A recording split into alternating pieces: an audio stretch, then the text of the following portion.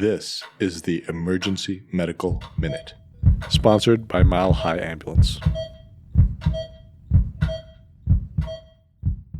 The Emergency Medical Minute is excited to announce that we are now offering AMA, PRA, Category 1 credits via online course modules. To access these and for more information, visit our website at www.emergencymedicalminute.com/CME-courses or simply click on the link in our show notes and create an account. Welcome back to the most recent edition of the Mountain Medical Minute. We're coming to you from St. Vincent Hospital in Leadville, Colorado. We've got a number of staff here with us today. Hello, everyone. Thanks for being here. Hey, Dr. Tsipis. All right. So, back by popular demand, the Mountain Medical Minute today wants to talk about humerus fractures in light of, sounds like, some recent cases. So, classically, this is an osteoporotic fall from a ground level or from standing. Elderly folks, women are 70% of humerus fractures, or at least proximal ones. And it's important to think about the humerus really as a proximal humerus fracture, a midshaft humerus fracture, or a distal humerus fracture, which is really like an elbow fracture, right? So each of those comes with different injury patterns and different management and different neurovascular complications. So we'll start proximally with the proximal humerus, which is what we see most commonly. It's actually the most common injury, second most behind distal radius and ulna fractures in elderly patients. They typically have a proximal deformity of the shoulder. And if you guys want to come a little closer, we can show you some anatomy of the proximal humerus. We'll describe it, and folks listening on the podcast can see it too. But there's a couple major landmarks of the humerus. Proximally, the greater tuberosity, the lesser tuberosity, the head of the humerus, and the humeral shaft. That's just important to know from an anatomic perspective, but it also is helpful to know which parts are angulated. The vast majority of proximal humerus fractures are managed non-operatively. And does anybody know what the major neurovascular complication of a proximal humerus fracture would be? All right, so we're always going to test distally. We're going to test sensation and proprioception distally. We're always going to check for vascular supply distally by checking radial and ulnar arteries. And then distally, you always are checking median, radial, and ulnar nerves.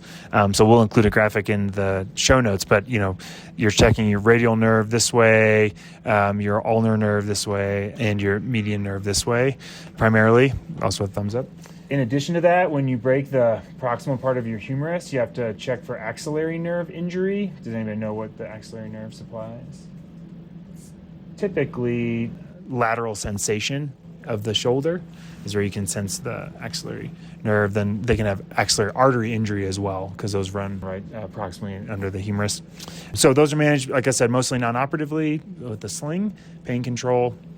And then moving down the humerus into the midshaft of the humerus. So those can be managed more frequently with surgery, although midshaft humerus fractures actually are managed non-operatively, at least at first.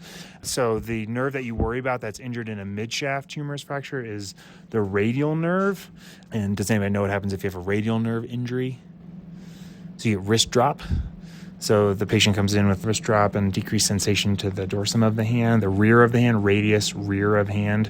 And so that's the primary complication from a midshaft humerus fracture. These do get reduced. They do get splinted in place as opposed to proximal humerus fractures. There's not really a good way to splint proximal humerus, but midshaft, you have enough intact bone proximally to splint it in place, so you can reduce them and splint. But certainly going back to proximal humerus, you're not reducing any of those. So there's a significant incidence of neurovascular injury from any attempts at reduction of the proximal humerus, so you just don't want to pull on that at all. The midshaft of the humerus you can reduce and splint, and they oftentimes will trial a period of non-operative management for those, although sometimes they do require operative repair, particularly if they're grossly angulated. The same rule of thumbs for these fractures are true for most of our fractures, which are open fractures get admitted and washed out, and they have emergent operative repair, but they're closed and uncomplicated without neurovascular deficit. You can reduce these and put them in a splint. And then finally, the distal humerus fracture, an elbow fracture. There's a number of different ones. There's the supracondylar in kids. There's proximal radius and ulna involvement in a lot of these. But one kind of atypical distal humerus fracture is the Holstein-Lewis fracture, which is a spiral fracture of the distal third of the humerus as it comes into the elbow. So if you want to come close, there's a good schematic here from Life in the Fast Lane. Mike Cadigan did this. So it shows how the radial nerve runs here. You see how it runs along the distal part of the distal humerus, and so a spiral fracture there can disrupt the radial nerve. So again, you can get a radial nerve palsy with those folks. So that's kind of a specific fracture pattern that needs repair. So anyways, you manage humerus fractures differently depending on proximal, midshaft, or distal humerus. And then there's kind of some specific testing for neurovascularity distally depending on where the fracture pattern is. So, and then some different management strategies, different splints depending on where the fracture is. Any questions? Yeah, I was just wondering if you have any specific considerations for splinting these types of fractures. Not any different than our usual ones. I mean, you have to assess the degree of angulation, pre and post reduction, neurovascularity before and after splinting. These, depending on the patient, can develop compartment syndrome of the upper arm. So you have to talk about those precautions with the patient, particularly anticoagulated ones or ones with crush injury or ones with significant injury. Rapidly expanding hematoma that makes you think arterial injury in the upper arm is an emergency because of the risk of compartment syndrome. So you have to kind of assess how significant the hematoma is when you first see it, and then on serial assessments to make sure it's not expanding rapidly. But other than that, the same splinting rules apply. Okay. So, is there any specific extended arm that would where you would expect?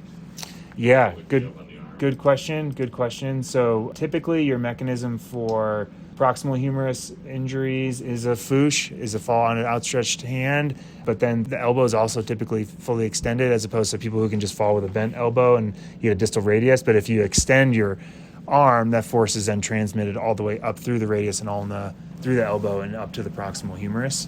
And so it's kind of elbow extension and outstretched, and that's also extension at the wrist. That's the classic mechanism for proximal humerus. You also can have a direct blow mechanism, particularly folks who are osteoporotic, if they have a direct blow. Although direct blow mechanisms, depending on where the blow is in the humerus, can cause angulated midshaft humerus fractures. So, Cool. So that's Mountain Medical Minute. Thanks for listening. The Emergency Medical Minute would like to thank our sponsor, Swedish Medical Center, for helping fund our nonprofit organization and make this podcast possible. Donations are essential to our organization to cover operational costs and fund the creation of our online courses offering AMA, PRA, Category 1 credits. So if you enjoy our show, and if you're able to make a one-time or recurring donation towards our organization, any amount is helpful. Please click the link in our show notes to make a donation. Thank you for listening.